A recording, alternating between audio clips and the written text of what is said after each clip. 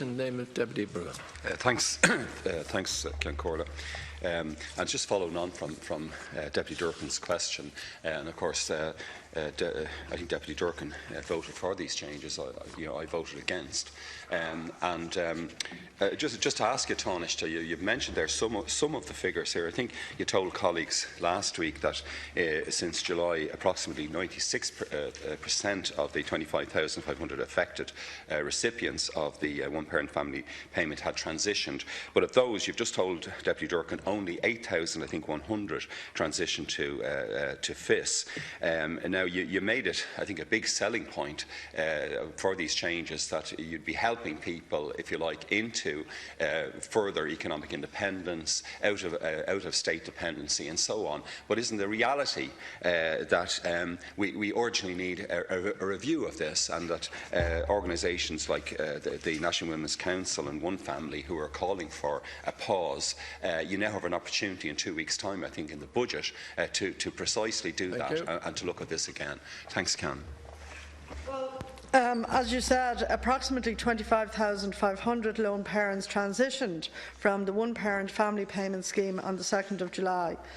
13,600 of lone parents moved to the job seekers transitional payment. Now, in fact, they would have had no change in their income from lone parents, as you know. But what they are able to do, once their youngest child is 7, is to actually get involved, particularly in education and training opportunities, and that's actually going extremely well in the department and has actually been very well received. Secondly, 2,500 lone parents moved to Job Seekers Allowance Scheme because presumably their youngest child was over 14 years of age, and 8,100 lone parents moved to the Family Income Supplement Scheme. But always, Deputy, a very significant number of lone parents would be full-time homemakers. That's always been the case. And what we want to do, and we're following on the example of countries that you've often said you've admired, like countries in the Scandinavian region, where in fact once the youngest child is settled in school, now in those countries it's much younger, it's at 1, 2 and 3 years of age. In the United Kingdom and the north of Ireland it's at 5 years of age, that you actually give people an opportunity to get back involved in terms of education, in terms of training, and ultimately in terms of work. And that has the best outcomes for lone parents and their children. So there are currently 8,800 customers in receipt of the Back to Work family dividend, and over 6,500 of those are former one-parent family payment recipients. And it allows people, the Back to Work family dividend allows parents to retain the child proportion of their former core social welfare weekly payment.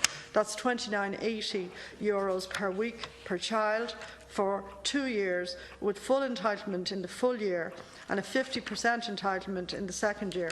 That's €1,550 per child in the first year and €775 per child in the second year. Thank you. Deputy Broughan. Thanks, Corla. Well, I think that's the first time you've mentioned the figures in the House, Minister, in relation to the Back to Work family dividend. But I mean, isn't there a time limit, effectively, on that? Obviously, that's useful information. But we would still, I think, as deputy, we would still meet a lot of lone parents, I think, who are finding the system effectively leaves them worse off. I mean, you stood on I think, on the picket lines, like most of us in the chamber here did, with the Dunn's stores workers. But people on 15-hour contracts and so on, effectively still find themselves that much less better off. And indeed, I think the figures for the overall selling point of this these major changes were that women were encouraged into the workforce and so on, and yet I think the August figures showed, in fact, women's unemployment in fact rising in important categories. So I think, Minister, it's an area where quite clearly, and I just would like to ask you this. I mean, if your department is closely tracking and monitoring the impacts that this is having on many families, and whether the experiences we hear about of people losing money, being caught between a rock and a hard place in relation to their work and family duties, and your new changes, whether this is actually the case, and whether in actual fact you will have a significant review and perhaps significantly change this now in 2 weeks' time in the budget and the new social welfare bill. Well, as I've said on a number of occasions, we want to ensure in the forthcoming budget, out of the additional monies that we will be able to spend, somewhere between 1.2 and 1.5 billion, we are aiming to particularly focus on families with children and on retired people or people who are on long-term social welfare payments.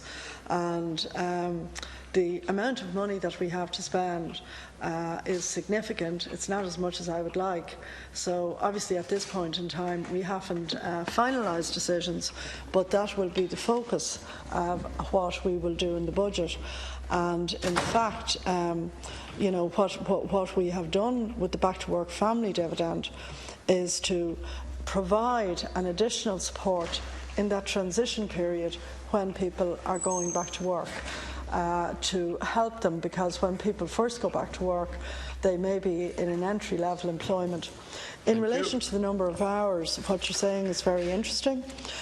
We have been working with IBEC and the other employers' organisations to encourage the development and availability of employment at 19 hours or above a week, because in fact the combination, as you're probably aware, of income at least the minimum wage, and we have brought in the Low Pay Commission to recommend an increase in the minimum wage from the beginning of next year.